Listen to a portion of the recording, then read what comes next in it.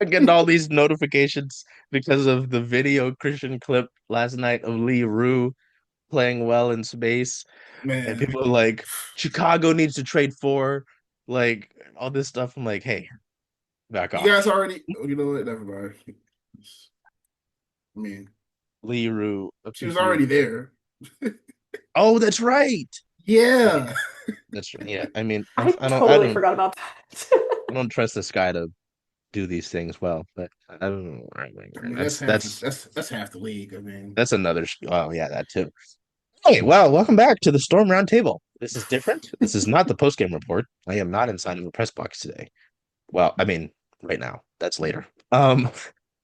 Goodness. So yeah, we are 5 games into the season. Seattle is 3-2, which you might see 3-2 and you think, oh, they're only 1 game above 500. But you know, last night's loss came to a Lynx team that, as Christian has said online and also, in our Slack channel, they are a finalist for the reason last year, and they're atop the league right now and a favorite to win the title this year.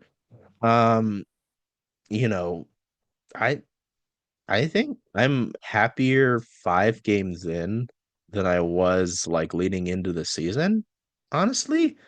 There's still some questions, and we will certainly get to those questions about this team, but I guess before I start ranting along, Rowan's back.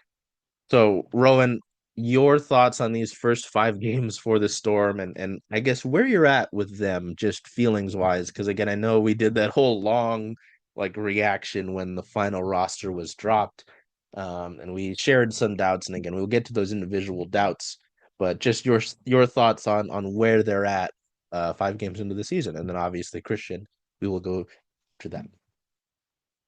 Yeah, I mean, like you said, I honestly feel a lot more optimistic after seeing these first 5 games than I did when the roster first came out. I think what's difficult, we've kind of been talking about this, the three of us and on Twitter. It's really difficult when you are going into a season making any statements about how the season is going to go, especially when you have a Storm team that hasn't had Jewel Lloyd in 10 years. It's been 10 seasons of Jewel Lloyd. We felt the same way when, Sue Bird left. It's like we don't know the Storm without them. So I think, coming into this season was a bit of an unknown. And I think that so far, honestly, the people that maybe I had some more questions about have performed better. It's just been a little, not maybe not surprising, but just really interesting to see how everything has come together. I think that like you said, with Minnesota with this game last night, while it was a loss, it is, going to be in the loss column. I think overall it's a net positive. I think, if we're talking about the game against Vegas on Sunday, again, it's difficult because, we're so early in the season and everyone knows how Las Vegas has been these past few years. And, kind of everyone had these high expectations for Las Vegas. And so I was not expecting that game to be such a blowout, but it's really interesting to just see how the Storm team can gel if they can. I think the biggest takeaway that I have so far this season, especially last night, is just the changes that Noelle Quinn is making to the way that she does things coaching wise and how so far we've seen that be really positive. During the Phoenix game, the first quarter, really the first half, everyone on the bench got on the court. And that was a really big thing for me. I mentioned that, in the post game after that game. Um, the rotations have seemed better. The timing has seemed better. Yesterday they got off to a really bad start, as we know, the 7 turnovers and, the points off of turnovers. And I think last season that would have been the end. That would have been they wouldn't have been able to come back from that. And, did they come back with a win? No, but I think that that is a huge testament to just Noelle Quinn's development and just the way that she's been able to make better in-game adjustments. I know we talked a lot last season, the season before, about how she handled end of game, close game situations poorly. We talked about that a lot. And while we haven't really necessarily seen that as much, I think it is interesting to see that We've seen more in-game adjustments just throughout the game that have usually been positive. And I think that that's a really big growth point from them. And I think that that's showing up in the way that they've been able to play and stay in games, even if they lose. And just overall, you look at their first game against Phoenix, huge loss, and then you can just point to not even a week later how quickly that turnaround was to then, to then beat Phoenix. I think that it's a really good measurement to see how well Noelle's been coaching and the way that she's been using what she has. Yeah, overall, I mean, touch on Ron's last point, we're talking to coach about it last night after the game, and basically just the first game last year against Minnesota was a 13-point loss. It wasn't really close. I believe they were down by as many as 20. I mean, this game was the complete opposite, the complete 180. As far as, you know, I know it's a loss, but there are a lot of things to take from this game. Like you just said, Noe's rotations. She's actually mentioned that. I can't remember who asked the question. Actually, I think it was Bella, friend of the show, Bella, asking about Noe's rotations and how she was willing to go to different people when they needed it. Like she said, she went to Zaya for defense in the second half. Went to Lexi to try to get to open up the offense. So she's trying. She's putting these players in positions to win. And so far, like Rowan said earlier, there are some players that are at this point 5 games in that are performing a little bit better than we thought than others. Like coming to the season, we originally thought that Erica Wheeler was going to be a starting shooting guard. Like even off a training camp deal, the way that she performed in the preseason game, just the way everything that we had heard and seen through camp, and just coming to the season, the way she's been performing since. I mean, yeah, she had 21 points, excuse me, in the win over Vegas, but even then, games where she had 6 points, 3 assists, 3 rebounds, a steal or two, like those are winning stat. Those are winning factors in turn times of the game, and she's been able to do that a lot more often than I think anyone really could have said that. Hey, she's going to be probably the third most important player on this roster right now. Um, SE has kind of struggled so far on offense. I mean, she's still, one of the best defensive players in the league as far as on the offensive end. Erica Wheeler has been kind of dynamite. I mean, that if she doesn't hit that 3-pointer at the end of the third quarter, it's not a 3-point game going into the fourth. It's not really that tight without, having to guard someone else. Outside of Skylar last year, even when Jewel was having good games and most of the time was kind of struggling throughout the season, there was only one main guard teams really had to, scheme up defenses for. Teams have to defend Erica Wheeler now. This is the Los Angeles Sparks version of Erica Wheeler that we're seeing late. And that's one of the things that she mentioned that she was so happy to get playing back with Nneka. I mean, that's statistically one of the best years of her career. 13, I think she almost averaged almost 14 points, pretty really good efficiency. So like, I'm not saying that's going to be the case this year, possibly doing minutes, but we're going to get there. But last year, Noe made kind of a half midseason move where she put Jordan Horse in the starting lineup. So, I mean, who's to say that we don't see Erica Wheeler get added up to to slide Gabby back down to the three? I'm not saying that Gabby's not great at the two, but that's not her natural position. And you can see, despite her having good games, she is playing out of position. She's on the ball a lot more than she normally is, which is kind of taking away her kind of advantages moving without the ball and cutting to the rim. I was just going to add, I mean, I think we also talked about this at the end of the Phoenix game. I mentioned this in my takeaways piece about Phoenix. Like, it's really interesting to see that, like you said, Christian, a lot of the things that maybe we thought going into the season are not what's happening, and it's going well. For example, Gabby Williams shooting the three. You have her, I mean, she made 2 threes last night. She was 2 for 6, so a little bit less efficient than she was in the in a game in the games prior, but she's your best 3-point shooter right now. Obviously, you also have Erica Wheeler and Skylar Diggins, also having 2 threes, which was huge. But when you look overall at the season, I believe I didn't look after the Phoenix game, but she has been your best 3-point shooter so far this season. And again, it's not that we didn't know she couldn't, or we didn't know she could do this, but this has never been her role in Seattle. And so we weren't thinking that going into the season, but it's a pleasant surprise. No one's going to complain, but that's really interesting. And again, with Erica Wheeler, at the beginning of the season, I was thinking, okay, we know that this coaching staff loves their veteran guards. They, love the defensive minded kind of, veteran guards. I thought that that was going to be a bit more of Erica Wheeler's role, but is anyone complaining when you have, someone coming off the bench scoring better than, the person starting in front of them? You're never going to be mad about it. But I know we're going to touch on the starting lineup, so I'm sure. For Four and a sure. half attempts. That's what Gabby is leading the team with per All game. right. 75%. They have five players right now shooting above league average, upwards of 40 plus percent from three on at least I think a tenth and a half, two attempts a game. So I mean the production is coming as we thought would in the platoon.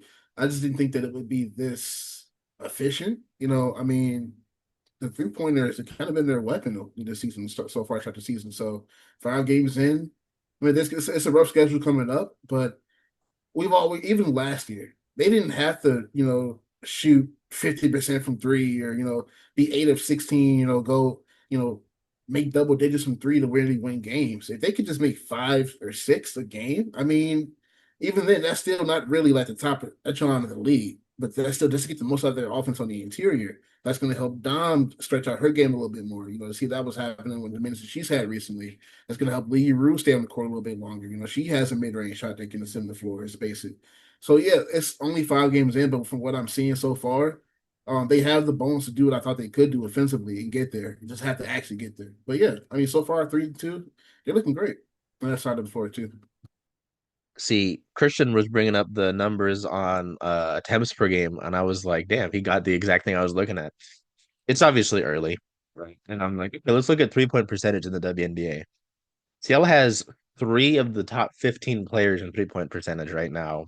Erica Wheeler is at sixth. Granted, she's taken three. I mean, sorry, 10 and made five. She's at 50% clip.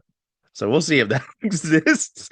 Um, but Gabby's at 13th with 46.3, no, 45.5%. Sorry, looking at field goal percentage. And then Skylar is there at 15th with 43.8. Can you guess?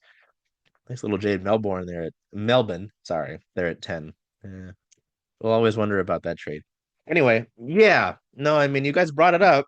So I that's gonna be my next sort of thing. I'm gonna write this down so I remember it.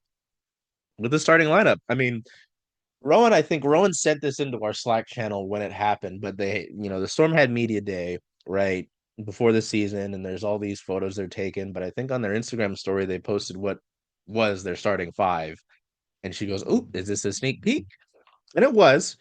Um, I think it needs to be said before I ask this question because it's just going to be when does Erica Wheeler enter the starting five? When does, or if she does, right? Because like Christian mentioned, Jordan did enter. Noe talked a lot last season about Victoria Vivians and what she brought for Seattle, wanting to get that 3-point percentage up. I don't think she ever really, I think she started to get it going, but then Jordan got into the starting lineup. She brought you she was, the kind of defender you didn't hear about too often, which I'm glad, right? Some defenders you don't want to hear about. Um, but I don't know. I have to wonder about that. I need to say this before I go into that. I don't want to disrespect Alicia Clark, right? Alicia Clark is a 3-time champion. She's been part of 2 titles here. She's still going to be a valuable part of this team. She has to be, considering the money that she's getting, right? Um, and she will be. I mean, with the length that this team has, like you're gonna need her as well. So I don't know. I throw that down. Like I don't think you're touching the rest of the starting four. There's no reason to touch Sky, Gabby, Nneka, Ezzy.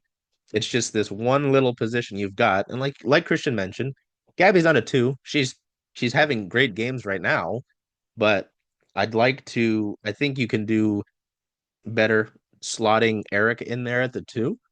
Um, and with how I don't think the bad starts have been a trend for them necessarily, right? I mean, the Minnesota game was bad. You guys can correct me if I'm wrong on this, but I don't think it's like every game is like, gotta dig out of the sludge again, right?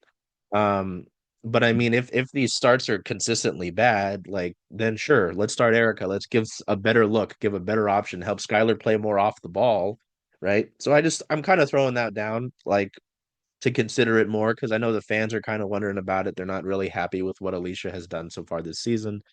Um, I don't know. Is it something they should do, or is it better to have Erica come off the bench and, give you a spell? Christian, what do you think? I'm never gonna say someone should just get instantly started about after one game. Again, this is the Minnesota Lynx. They went to the finals for a reason. This is a really great team. And Kayla McBride came back last night. They're starting Yeah. shooting guard. The team that's went undefeated 4-0 without her is one of the main reasons why they got to the finals last year.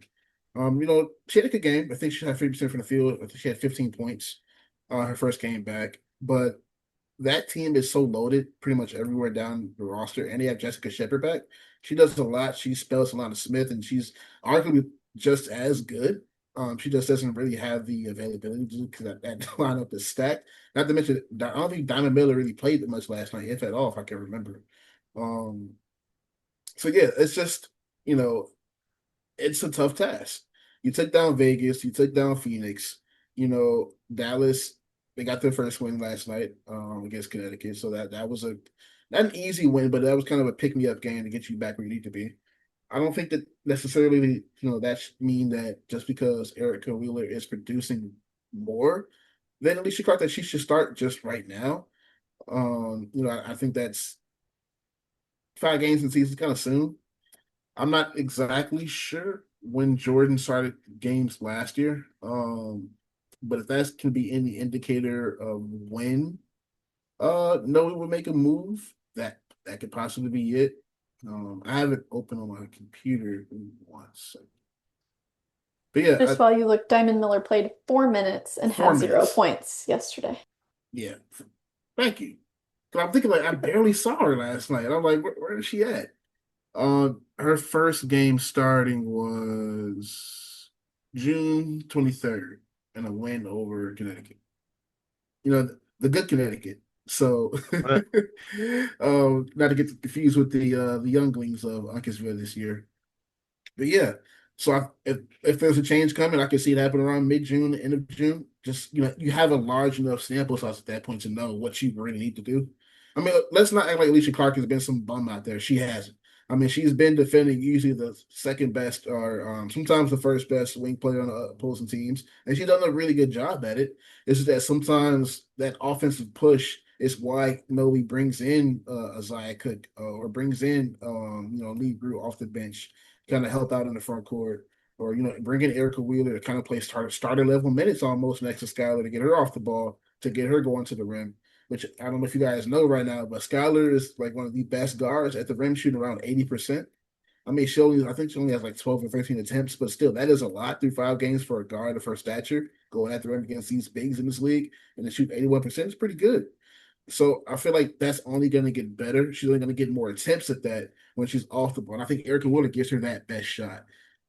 We can have this conversation again, maybe in 5, 10 games, around 10, 15 games. I think that's kind of a good support. She got over a fourth of the season at this point.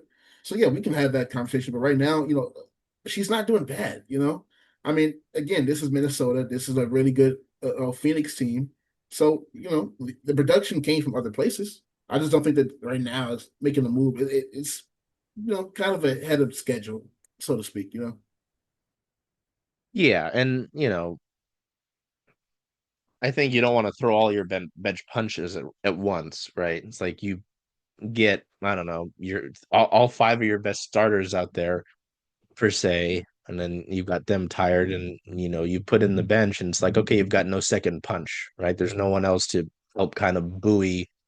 Yeah, no, that makes sense for sure. I just know it's something But that that's the folks have been thing, though. talking. Zaya Cook is gonna have to be that on both ends of the floor Yeah, if they really want to get as far as they think they can go.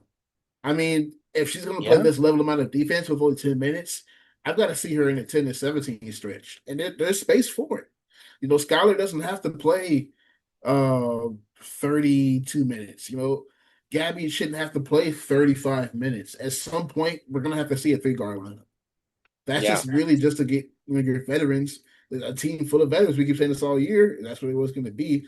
Ample rest. You can't have them, yeah. tied out here before game 20. So, yes, Zaya, Lexi, they're going to have to be out there. So that is perfect, my friend, because it goes into my question now. Our different little segment here about the two players that we talked about a lot, particularly Rowan and I, in that sort of season, like once the rosters drop, right? Because we have seen very little of either of Lexi Brown and or sorry, Zaya Cook, right? Um, it's their fans feel a way about it. And I know we were kind of intrigued at both of those players heading into the season. Obviously, Seattle makes a trade to acquire Lexi Brown. You know, as far as we know, she's good to go. She said she was good to go health wise during media day, right? Zaya Cook, I think she's shown it in some spurts, so I'm not really mad at that. It is different situations for the two, I think. And I will admit, and I said this on the post game row, and I think you might have seen it. Like when I started to notice Seattle start chugging along defensively, whose deflection was it? It was Lexi Brown. Not who I would have expected. Because again, we hear with the Storm team, right? We hear a bunch of things. We hear about the defense turning into offense, stuff like that. But hear them talk about deflections all the time. Did not think Lexi Brown would be the person. So I'm just wondering where you guys are at with those two players right now. Obviously, again, it is 5 games into the year. Oops, I don't want to smack my microphone.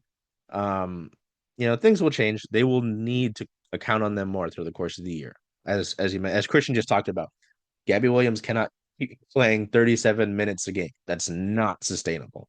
Skylar Diggins has the ability, and I do want to talk about two of your, essentially MVP candidates in Skylar Diggins and Nneka Ogwumike, right? Christian made that point. I see these things. You're gonna need to get them the Unos ball. dos. I was gonna make a Duolingo joke, but not after the AI shit. Rowan, I'll go to you. Then obviously Christian. Where are you at with Lexi Brown and Zaya Cook again? Understanding the sample size is small, but that could be a thing you talk about. Does we need how soon do we need to start seeing more of a leash for them, you could say, just because yeah, you talk about space on the floor a little bit more. I think Lexi took 2 shots last night in that Minnesota game, and they were both threes, and they were both misses. So I don't know. Where are you at with those two? Just because I think it's, you want to be like, oh, they haven't done anything, but also they haven't gotten hardly any minutes. Right. I mean, it is really hard to look. I'm looking right now. Lexi has 10 plus 1, 11, 16, like 20 total minutes on the season. And just looking at the box, I mean, I don't know if I really realized this until I'm looking at it just now. She still has not scored in the regular season at all. She has, turnovers, the steals and the assists, she has some things in that category. So there's definitely, in the limited minutes she's getting, there's something on the stat sheet. But I think the biggest thing for me, like I mentioned, just going into this season, what was maybe presented to us it looks very different and it's still being effective. However, it's just interesting to look and see that what was presented to us was that, Lexi Brown is here to shoot threes and she's going to be, the remedy to the shooting problem. And that has not been what has happened yet. I don't particularly remember any emphasis on her defense. It felt like a lot of it was an emphasis on her offense when, again, when it was being presented after the trade was made. Yes, exactly. And so it's interesting to see that isn't what has been what has been happening. And again, you're not going to sub Gabby out when she's your best three-point shooter just to throw Lexi Brown in there to see if she will make anything, especially when she's had attempts. If there weren't attempts, maybe I'd be feeling a little bit differently, but she's 0 for 4 from 3 so far in these first 4 games, which, wouldn't be a huge deal, but in the limited minutes, there hasn't been much to show there. So I think that with her, and like you mentioned, on this veteran team, she needs to be getting more of those minutes. However, it's really hard to do that when you're either close, when you're in a Minnesota game where, you get close, you're not going to throw in, someone that hasn't been producing, particularly well. I think with Zaya Cook, I think it's been really interesting to see her. I know Christian mentioned that, in the game yesterday, She was brought in, to really just for her defensive abilities. And, we know that Noelle, she did mention that when Zia Cook was being presented to us, that was a really big point of emphasis. And so I'm seeing that being super effective. But I think that you bring up a good point of that.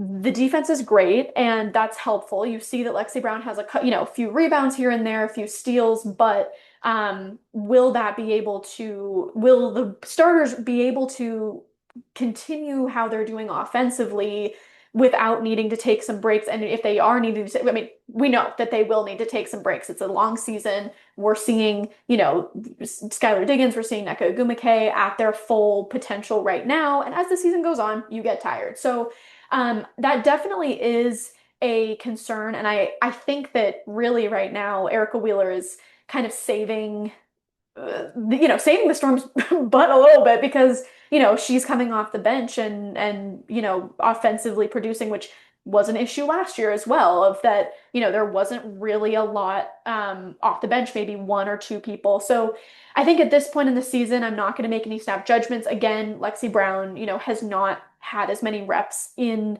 in WNBA games in a while. And I appreciate that, like we were talking about with playing time before, I could have seen last season it being that she, plays these 10 minutes in the first Phoenix game with really nothing to show for it, and we don't see her again.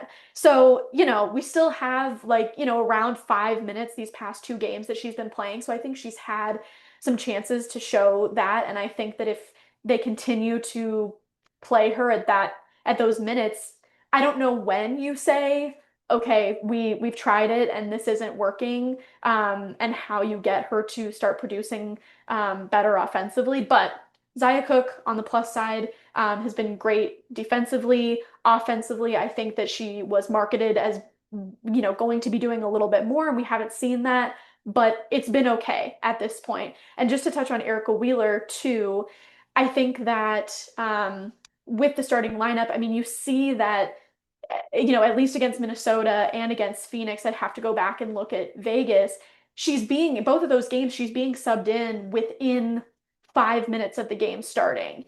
And you also see that in those first 5 minutes, those were the 5 minutes that Minnesota went on their run. The turnovers were just, crazy. And so it's kind of that thing you have to balance. Does Noelle want to come out of the gate with defense or offense? Because Erica Wheeler is bringing that offensive spark. And if it keeps being a thing that they are continuing to struggle at the beginning instead of struggling in the third quarter, maybe you do, maybe that is when you start Erica Wheeler to start out a little bit stronger offensively. But I agree that 5 games in, it's great to see. It's been helpful to have her, producing offensively, but I'm not sure if it's really the right time to start her yet. And I think that we need to see if she'll withstand a few more tests before that. Yeah, first off, you don't see the floor in Columbia, South Carolina if you don't play defense. It's really that simple. A lot of people say Dawn doesn't produce guards. I can think of a couple in the league right now. I can think of one that's an MVP candidate down in the A right now in Atlanta. Her name is Alicia Gray. But as far as Zia Cook, she comes from that crop. She does. Defense, offense. I meant to ask yesterday how, because the team does keep track of deflections. How many deflections does Lexi have? Not Lexi. Does I have? Because I felt like she had at least 4 last night. Because she came into the game, I think she had 2 in the third, if I'm not mistaken. Because I remember it was just like, okay, Kayla McBride's asked for a foul. No, sorry, that's just defense. I mean, that's what Minnesota was doing the entire first quarter. I mean, Jesus Christ. So, I mean, it's just, the tide's turning, clearly. But yeah, Zia has been amazing throughout the season. She's been doing exactly what people have thought. She's playing defense. She's coming in. She's just, it may not show up on the stat sheet, but she is actively cutting towards the rim. And that does create other opportunities for other people on the wing or other people on the other side of the floor. So she's doing the little things. I do think, again, the minute increase will come eventually because, like Rowan said, players do get tired. You're going to have to go into that bench. And like I said before the season even started, this is one of the best benches that Seattle's had in a while. Talent-wise, name recognition in general. We don't have to worry about the post anymore besides, Nneka and Gabby. I mean, Nneka and Ezzy. I mean, that was kind of a big thing. If one of them isn't on the floor, they look kind of bad.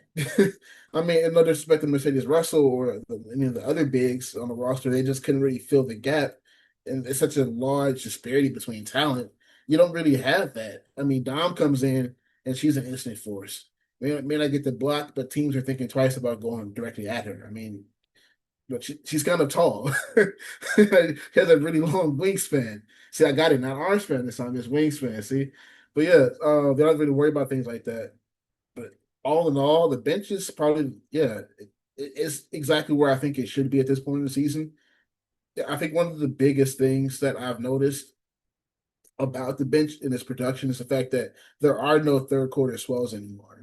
They come out of the locker room, but like especially like last night, there were like two to different stretches in the third and the fourth, I believe, where Seattle had 5 to 7 straight scoring possessions. That just comes from continuity, working together, and understanding the goal at hand, the people playing their roles. You couldn't say that this time last year. The Lynx game was pretty bad last year. I mean, they didn't look. The final score may have been 13, but you guys watched it. It was a lot worse than what it looked like. I can't remember what the halftime score, but I'm pretty sure they were down by at least double digits going into 20. But this game, again, it's a loss, but everything you need to see against a team like Minnesota, there's levels to this. I understand that the Aces may not be the Aces of old, but they are still an Asia Wilson powered Aces team. And they could have, they combated back, as far as they could until, Seattle just kind of ran away with it at the end of the day. But, the Aces, and then you have Minnesota, pretty soon you go play the New York Liberty. These are games that you like, you said against the Aces. These are kind of, bench tests, a benchmark test throughout the season to see where you are really competing. And so far, I mean, you look good. You got your lick back against Phoenix. I think that's all that they really cared about, especially against opening season like that. But yeah, 3-2, it may look like, oh man, man, like normal stretch of the road type of record, but it's not. And everything that goes is exactly what we need to see from the bench. I was just gonna say too, I mean, I'm interested, as you said, you're looking at the bench minutes. I would say Lexi at this point is the only one that doesn't feel like is necessarily living up to what, to the time that she is on the court at this point. But again, like, we're easing into it. But it is interesting to think about, you obviously want to win games. And like I said before, when do you say it's the beginning of the season, we're seeing Zaya Cook, Lee Yuru, we're seeing them come off the bench and really use the most of their minutes. Is that when you try them out a bit more to kind of get those reps in before you get deep into the season? And, I do worry about the amount that Gabby is playing, the amount that, that all of the starters are playing. And I think, like you said, last year there was a reliance on the starters that at this point, obviously we haven't seen, you know, Zaya Cook play 30 minutes. At this point in the season, we're not really asking for that. But I do think it's interesting. I think if you want to start ramping those minutes up, you really should when you're seeing good things from the bench. So I'm interested to see, in this upcoming game against, an Atlanta team that is a higher, sorry, don't want to get ahead, but that is higher in the standings. I'm just interested to see, I mean, every team in this league, it's not, maybe if you're a Connecticut, it's hard to, see a game and say, oh, this is going to be like our practice game. But, That's crazy shade in Connecticut. They sorry. have they have great pizza. That's crazy, man. I'm sorry.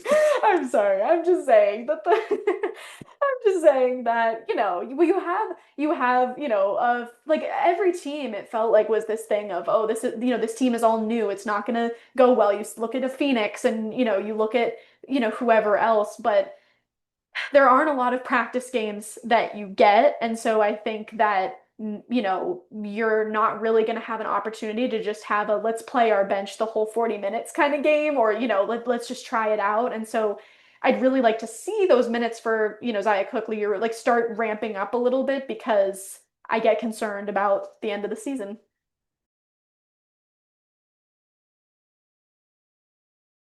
Yeah, as far as Yeah, I mean BG from what I remember, with the last report that I saw, she's day to day, so she's probably going to play on Friday.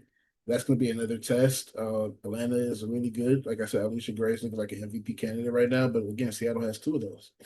Got two of them things. But that's going to be a great game. A little bit from top to bottom. Ryan Howard is looking like kind of the one of the best versions of herself. I understand the protection that isn't really there in the same fashion that it is as the last couple of years of her career. But when you got Alicia Gray, you've got Bree Jones, you've got Brittany Griner, you've got ample great players off the bench. You got Nas Hillman, I keep saying that people don't understand the Australian leagues, the NWL over there, the WNBL. Is probably one of the best offseason leagues for players, especially that's looking to improve their game, come back from the W. And Nas Hillman has hit so many crucial shots already, especially from beyond the arc. Like the game the other day, Ryan passing up that three and giving it to Nas instead to increase that lead that going down the stretch. That shows a lot of growth in her game. Her defense is looking the best that I've ever seen it. She's looking fluid. She's looking great. So again, that's going to be a couple of challenges for Seattle. But again, Seattle has they have a lot of weapons themselves. I mean, like Coach always says, you got to guard them too. So it's going to be a great game, top and down the bottom of the roster. That leads me perfectly into your two MVP candidates because it's not just one. Because Nneka's been playing at a high level. She had a kind of a rough game in Minnesota. I mean, just I think a good amount of it came in that start because there were a few times, and I think about it. I think of Dick Vane yelling. Because there was one instance where sorry, Nneka missed like two or three shots, but was getting her own rebound and was able to put it back up. And he's like, 1, 2, 3. I can't really do the strained voice. I don't want to do it. Sounds like he's been yelling for hours. She didn't have as efficient of a game as she normally does. Again, when I think of Nneka Ogwumike, I think of efficiency. I really do. Um, but she's been massive for you. You think of the records that she's been breaking every single game, it feels like. And Skylar Diggins has been playing at a really high pace. I said it coming into the season, and it continues to be true. I thought that she was just going to pick up from where we saw her look last year in the second half. After she seemed more comfortable, more settled in, with this new team, with what Noe said, her new body after after having her second child. Um, and even the quieter games, like she had a quieter game against Vegas per se, and it was still close to a double double. Like, you know. Um, in this one, yeah, still I mean 18, so your second leading scorer against Minnesota. And I think you guys mentioned at the top of the show she had a few turnovers to begin the game, but didn't have any the rest of the way, or only a few, right? It like None. got I wiped. believe she had six in the first, what, 5 minutes, and then none the rest of the game. Yeah, so like, you know, they've both been playing great. So I guess it's just to ask like what you've seen, because I mean, again, we all know this. This team like will need the production that these two are giving you, right? I think the biggest thing for Seattle is what the rest of the team gives you, and we've talked about that, right? So I guess we need to talk about these two because they've earned that. These two are two legends of the league, two eventual Hall of Famers, and they continue to get it done. So I guess just any thoughts on what we've seen from Sky and Nneka in their second years in Seattle, as they again continue to lead the charge. Again, Gabby's been having her games. We can acknowledge that for sure. But these two, as Christian posted, was it yeah, yesterday, that these are two MVP candidates. So I mean, for either of you, just thoughts on the way that they've been producing and how valuable they've been, because I know Nneka was shooting the three to begin the year. Um, Skylar had that. What was it? She tied the franchise record for assists in was it the Phoenix game? So, they've both continued to, look great. Who Yeah, wants to go? You go. Yeah. oh, You go ahead. um, you know, I'm not really worried about the Nneka game yesterday. She shot 4 for 14, but on the other end, she was defending an MVP candidate herself, feet, majority of the game. And She kind of had a bad game herself. She's at 7 for 18. Very uncharacteristic. Yes, they still won, but then again, Minnesota has the pieces to kind of combat any type of bad games that she generally doesn't really have, which is Seattle gave her one. Every other game this season, she scored more than 20 points, 25 points. She had 16 yesterday. So I think that's kind of something to hang your hat on going further down the line. Like, you know what works. I mean, there were stretches in the game where Dom came in. I'm just like, wait, no, that was the previous game before against Phoenix. Wait, did Dom play last night? She did. Yeah, She she played 10 played 10 minutes. minutes. Yeah, she didn't see. I knew I saw her last night. I don't know But why these games started to feel like because they played 3 games in 5 days, so I'm kind of confused. But yeah, even when Dom came in and played against Fee a little bit, I'm like, okay, so this is gonna work. Like you have someone that you can go to outside of SE and Nneka, and kind of spell them into down the season. Yeah, but she's right now. Her and Skylar are top 10 in scoring. I believe Nneka is at sixth in rebounds right now. She's at right under 10 at 9.8. I mean, she's producing just the way we thought she would. Yeah, the 3-point shot made. I've been around like 42% it was like for the first couple of games. But I mean, we always knew that she wasn't going to end up being one of the best 3-point shooters in the team. But then again, yeah, 5 other players taking over attempt and a half, 2 attempts, shooting well over league average into the 40s. I mean, it doesn't really matter that much. But also that just spaces the floor around her so much more to get her active shots around the rim. That pull up me that she loves in the lane. She's playing at arguably probably the best 5 game stretch of her career to start the year, going into the Minnesota game. And that's crazy that she's entering year 14. Like she's no spring chicken. She'll tell you that herself. Every time they heard the word veteran last year, Skylar is saying, "Hey, you feel like y'all calling us old?" Like, they said it a couple times. But yeah, they're still at the pinnacle of their careers. And I just think that having a coach like Noe and a system that in place the way that it does, they kind of get the best out of them without kind of deserting them, which is what they've really known their entire careers. I mean, it's crazy to think that Skylar through his first couple games was like the highest features of her career. And then out of nowhere, you got multiple players scoring double digits regularly now, Like, how many minutes did Skylar play last night? She played 32. 32. I mean, she was playing 37. She was playing Kelsey Plum minutes start the season. I mean, there was that one game I think Gabby played. Was just the first Phoenix game or the second one? I can't remember. But she played like every single minute. Like that's not going to be the case going forward. And I think quickly that Noah Quinn realized that I have ample players to go to. That's kind of what you saw in the Minnesota game, which is why like that game is kind of something to hang your head on going down the season. Skylar didn't have the greatest game, but then again, she's been under so much pressure, as the lead guard and then kind of the main producer on the wing when Erica's not in the game. Sometimes it kind of feels like last year a little bit when she was kind of expected to carry the entire load, at least on the outside. Again, that's not saying that Gabby isn't great at the 2, she is, but as a natural guard, that's not her position. She's doing good at it. I mean, she's playing some of the best basketball since she's been in the Storm jersey. But at the same time, to get the most out of Gabby out of her what she does, she lets the shot down to 3. That also helps Skylar take the pressure off her. She gets them off the ball more. And like I don't think you really want Skylar to have to be on the ball as much, bringing the ball up the court, especially in the half court sets, and especially just in stretches like yesterday. You saw that she didn't really have to. And I think that's kind of the main reason why she's playing so well. She kind of has that faith and belief in players behind her to get most out of them. And that's kind of what I think Ezzy touched on in the pressure last night. It's just how the stars have to start better to get the bench, not put them in kind of bad situations like they had to come into in the first quarter and the first half in general.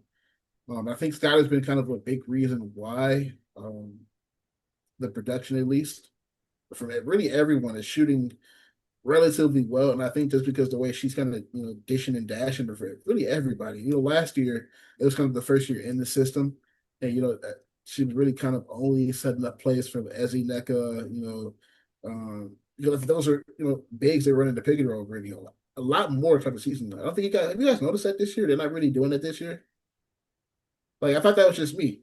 I was just like, okay, it's kind of just like a more of a go ahead. I mean, that was kind of, again, we always say no hate to Mercedes Russell, but that was, kind of all she was doing when she was coming in last season was, you just see setting the screen and then you kind of lose her. She wasn't really doing anything else offensively. And yeah, it looks different. It does, and it's different in like the best way possible because everyone is really eating in the way that we didn't see last year. And I think, with Skylar at the head, they talk about the head of the snake, it really only makes her better. That's why she's having such a great year. Um, you know, we were worried that in 1 or 2 games, they're like, yo, Skylar can't play 40 minutes a game, man. It's like she can't be having to drop 27 points a game just to be in the game. And then out of nowhere, like we just said, five, 4 players scoring double digits regularly. So, yeah, MVP candidates, happy to see what they're doing. I think it will continue because I do think this is, what we've seen so far. I think it can be, repeated over time. So, yeah, we'll see. I mean, I think you covered it. We know like you look at the stats, you see how they're doing, you see also just how they're doing at this point in their career. They're definitely in the MVP conversation. So outside of that, I think what's interesting is when we're talking about how they've been producing offensively, kind of mixed with our whole starting lineup conversation.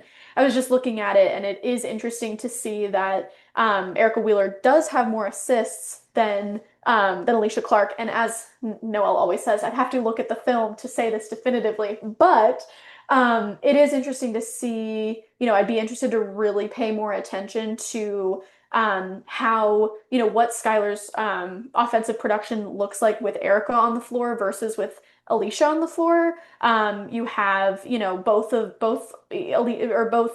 Skylar and Erica really, kind of racking up the assists. And it just feels like yeah, again, I can't say definitively, but it is interesting to look at that and seeing how I want to pay more attention as we go forward to how Nneka and Skylar play, depending on the different units on the floor. But either way, I mean, they both are looking great at just creating their own shot and being able to take on that offensive load. But yeah, I mean, I think again, time will tell with just how can that continue throughout the season. Would I fully believe that it will. They're both very experienced, and in that they know how to kind of conserve their energy for a 40-game season. But I think you look at what Ezzy Magbagor's stats have been recently, and just kind of wondering if there will be a point where those points in the paint kind of need to be coming from her a little bit more if, we get to a point in the season where there's a little bit of a lull. But I think that really that pressure, when you have that pressure off, that people are going to, Isaiah Cook is going to come in and Lee Yaru is going to come in and really help that defense to create your offense. I think that that's been huge for, why Skylar and Nneka have been so successful. So I've got the on-off numbers. Thank you. This is so It's, helpful. it's not good. It's not good. With Erica Wheeler off, offensive rating is at 98.5. The defensive rating is at 107.91. With Alicia Clark on, or with Alicia Clark off, offensive rating is at 103.2. Defensive rating, Fascinating. defensive Fascinating. rating is 78.1. So defense is bad when she's off. Offense is good when she's on. So it's like, Yet another thing to take into consideration. I think that that's something that I feel like this season has really been so far is what are all the different things that we have to think about when we're, thinking about, just making a quick judgment. I mean, I know most people, they're like, oh, Erica Wheeler, she's averaging more points on the stat sheet, looks better. Why isn't she in the starting lineup? And I think, that is a perfectly fine thing to say, but it is really interesting to think about the money, to think about the stats that aren't as fully accessible, just on the box score and just how everyone is working together. I think that that's kind of what I'm going to be looking at a bit more. And it was also, again, going back to the Phoenix game, the second Phoenix game, just seeing the way that, Noelle was really shuffling around who was on the court together. And I think that that's been a lot stronger of a point of emphasis than I feel like it was last season. So another, positive, but very interesting to look at. Thank you for pulling up those stats. Yeah, it's that's the thing, right? Is well, we might not, and I think we acknowledged this when the roster dropped. We might not always understand the decisions that are made, whether it's roster wise, whether it's minutes, so on and so forth, rotation. There's reasoning for all this shit. Like you don't get to professional sports without some reasoning in your decisions. Like, there's just so many instances of that. Don't get me wrong, there are certainly franchises that run that make decisions that aren't very well thought through.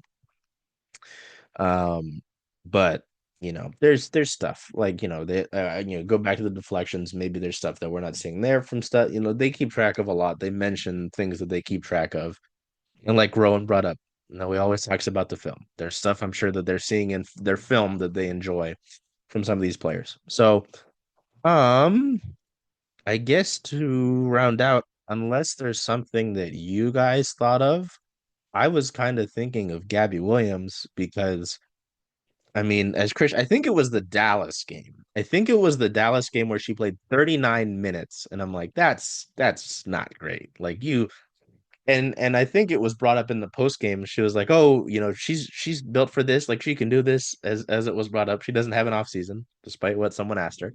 Um, you know, I I've been very pleasantly surprised with her offensive production. You guys talked about the 3-point percentage. She had 20 points last night. I think if I read it correctly, no, sorry, this was a Dick Fain thing on the broadcast I was listening to. He said it was the sixth time in her career she scored 20 points.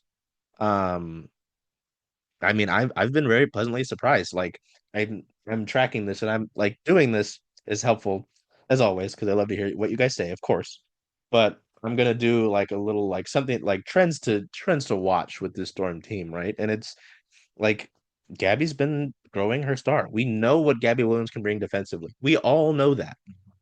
Like she was given the French Army knife nickname for a reason. But like seeing that offensive production, in my opinion, has been big because you hear about some of these players coming in.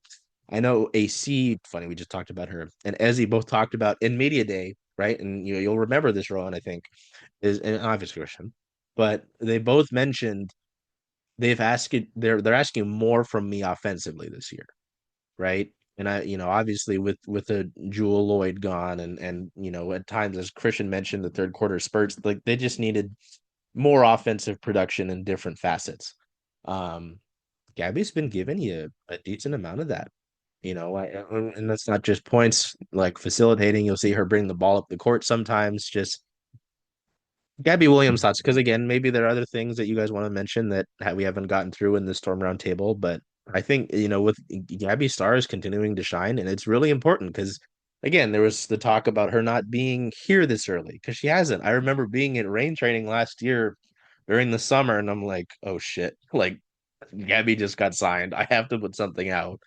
Um, because I mean, once the rumors were that she was coming back to the W, it was like she's coming back to Seattle. Like I don't know where else she's going.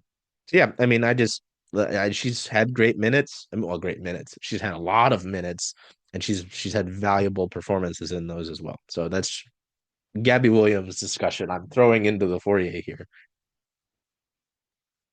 I mean, we've known, how huge she was, and I know that I think I mentioned this after the Phoenix game.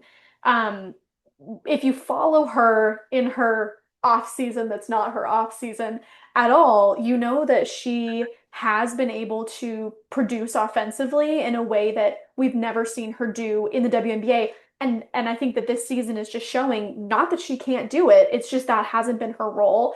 And I think that that is just what makes her such an incredible athlete. It just speaks to her athleticism that I actually asked her about it in a presser one time. She didn't really answer it the way I was asking, but of course, I basically was asking, how do you just switch your brain and how do you continue training in a way that whatever they need from you, you're going to be able to deliver. I mean, it's fascinating. You think about We talked about Madison Connor, who was in training camp, and thinking about how she said she took 500 shots every morning. I don't think that that was every day. I think that might have even been 500 three-pointers. And you think about that, if you're a three-pointer, if you're a specialist from the behind the arc, if you're a specialist in whatever it is, but it's just crazy to me that the Storm has never relied on Gabby Williams to be to be a leading scorer, to be their three-point shooter, and yet then she comes in, that's what her role is, and she is delivering so well. It's just fascinating to me, and it yeah, just speaks to her athleticism,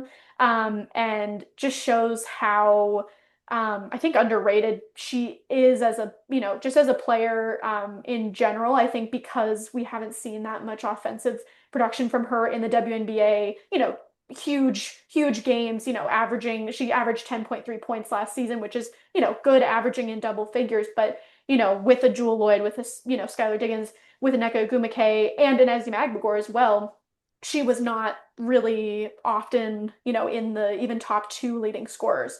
So I think that can't say enough about how not only helpful that three-point shooting ability and just her offensive production has been for the Storm this season, but just in the grand scheme of things as a professional athlete being able to come in and do what they need you to do and do it so well is just it's just really incredible to watch.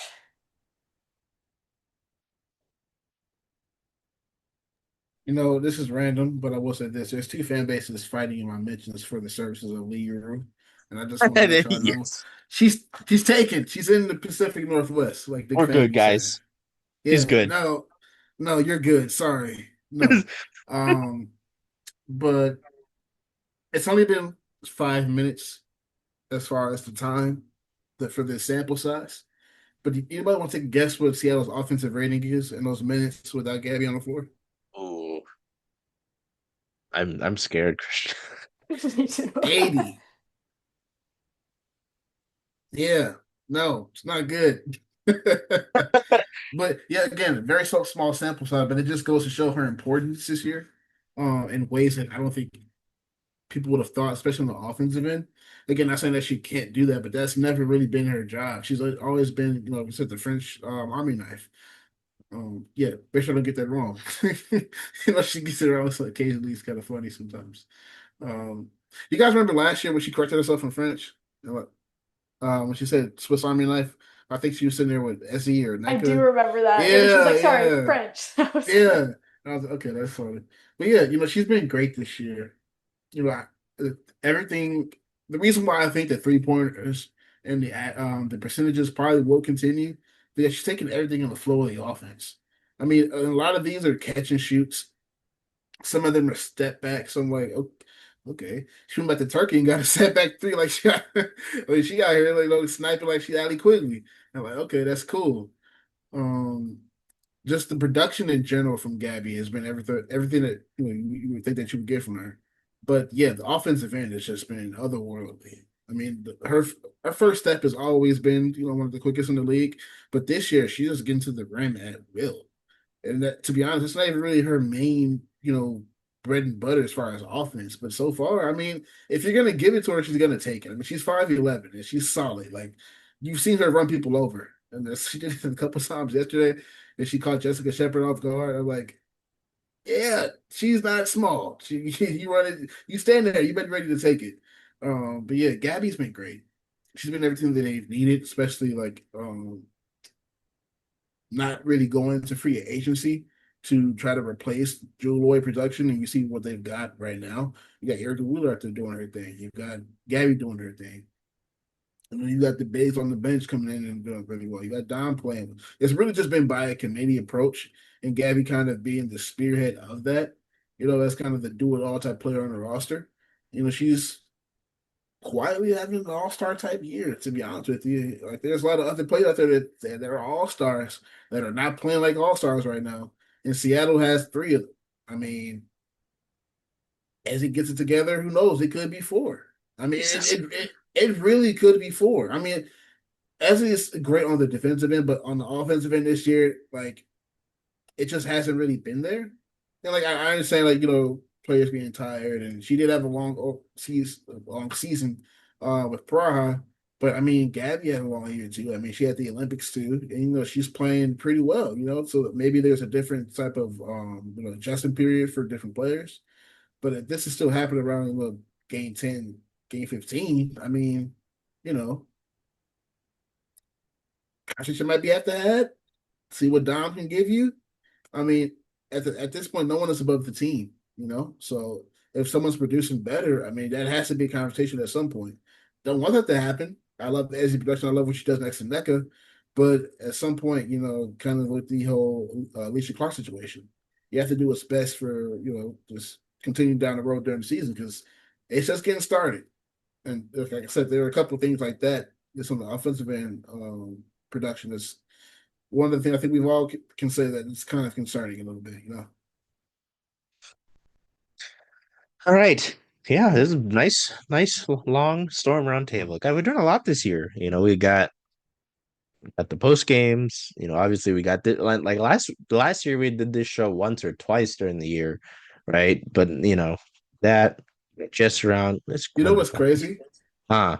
Literally talking to my girlfriend, and we're just like, "Yo, you're recording like every day." I'm like, well, yes, yes, we do the game almost every day. So we Yeah. post game report, and then it's like you're recording one during the day. I'm like, "Yeah, we're doing a roundtable." She's like, "Wow, you guys are really doing." It. I'm like, and I had to hit my Barack Obama real quick, just our shoulders up. Golly. No, that's great. I mean, again, like that's part of the whole reason to see it. Like, I kid you not, and I've told this story on multiple occasions. I don't remember what news channel it was. I don't want to get in trouble either because I'd be having me on TV now and shit. But there was one during the 2020 where the Storm won the title that year in the Wubble against the Aces and kind of made light work of that Aces team. That was like maybe Aces team, whatever. Um, like they had one of the news channels had a Seattle sports notebook. Didn't mention the only team that won a title that year. Like you can be weird about women's sports all you want. To me, freaking growing up, winning is winning. Like he's sport a fucking winner to me. So anyway, um, yeah, I know we've been doing it a while. I know folks have got shit to do. Is there anything out there like last call wise that we want to mention? Um, you know, I will say briefly, like it has been limited outside of I think one or two games, Liuru minutes. I'm enjoying them. You know how I feel about Liuru. Dom has been getting more comfortable. We haven't really talked too much about Dom. I know he was mentioned. I talked about this last night with Christian Rowan on the postgame report, right? There were the minutes, and he mentioned it in the show where she was guarding Fee, and I said, "Oh boy." I said, "Okay, I can watch this." I mean, Um, I was very pleasantly surprised in the very short few possessions that she played in the second Phoenix game. I mean, she was going up against Alyssa Thomas with no fear, and we all know what Alyssa Thomas can, what she can do on the court, and also just how tough of someone she can be to defend. So, the points are going to come. I do think that she has been very effective with the minutes that she has had, but just the fact that she has gone in so fearless is a very, very good sign. What I'm and looking forward to, oh, sorry, go ahead. no, you're good. You're good. What I'm looking forward to coming up soon. Let's see. You have the Dream on Friday. You have the Aces again on Sunday, back to back. When we get you some Sunday brunch, and go see the Aces twice, it's back to back weekends. If you get to see PA, and then I'm looking at that Tuesday matchup against the Dallas Wings. 1-4, not really good basketball team. There's a lot of different reasons why, but I think that might be kind of a lopsided game. I think that's the game we might see Don play 20 minutes. That might be That would be a great it's first game. it's 20 it's 22 lofty. Maybe I should just say 15. Say 15. 15. Yeah, 15. We're not gambling. I'm not saying put any money on this. I'm not saying, bet against the Seattle Storm or anything. I'm just saying. I think Dom, if that's a lopsided game, like I think it should be, I think Dom should play at least 15 minutes, and then we can really get a really good sample size of what she's going to be. I don't even know she knows she's going to be great, but I'd like to see it, with these players on the court. But yeah, that's really Yeah. what I'm looking forward to. Kind of way ahead, but we got to think about these games. Yeah, I mean, just with Dom, like seeing some of the last few games, seeing her kind of, talk about playing with no fear, seeing her drive to the rim and not care. Obviously, she's got the height to do so. She's got to work on the strength a little bit, but like seeing her do that, seeing her, I remember Rowan mentioning her guarding Alyssa Thomas, and I was like, all right, good luck with that. Like this, I mean, I got the screenshot of her. she was on the court for like maybe 2 minutes, in the second quarter.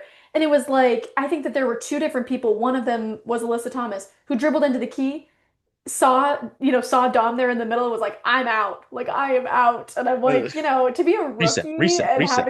I'm like having that reaction, you're all that. Oh, the Dominique Malonga story will be legendary in this. It's coming. It's coming. I think, I don't want to get into it because again, I know we got some time crunch, but I think it's coming. I feel better about it. Like I do. There's your full circle. I always like doing the show, and then there's like a full circle where something we talked at the beginning is at the end. Like I feel better about this team after the first 5 games, and I feel better about the Dominique Malonga usage because I can see it now. It's like, you go to the airport. I got to see my terminal. We're good. I can see it. I can see the Malonga, like the vision. I can see it growing. It is exciting because you get those clips of the spark scrimmage. I'm like, I need more. I need more. So no, I mean, I think it is developing nicely, and it's just sometimes you just need to. I don't want to use that, but I don't want to use trust the process because whatever Philly is doing, whatever the Sixers did not work. Um, you just got to let it play out. So no, it's been great. So yes, Dream. Sorry, on Friday. That is a fun game, and then yeah, I don't understand the scheduling. I talked to Christian about this last night. I was like, why? I got Why my are we weeks completely mixed up because I saw the Aces twice and I didn't see that it was twice. And I was like, what week is it right now? I didn't realize they were playing back to back. I was so lost. where am I? No, literally. Like, yeah, so you will play Phoenix 3 times in the span of your first 10 games. You will play Dallas twice in a span of yes, that in that first 10 games you play Phoenix three Three times, Dallas times. twice, Las Vegas twice. Why? Like who did this? Hey, Minnesota listen, twice too. at least they're not burning too many carbon emissions, all right?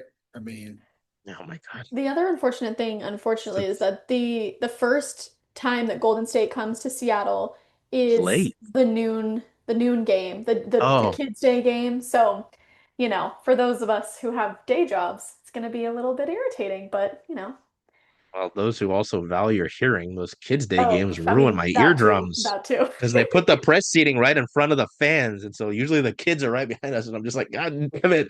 I think a year ago or two, I pawned it off on one of our interns. I said, "Hey, great game for you to cover. I'll see you later." I didn't tell him it was the kids' day game. I need those baby earphones. Yeah, man. Honestly, Jesus.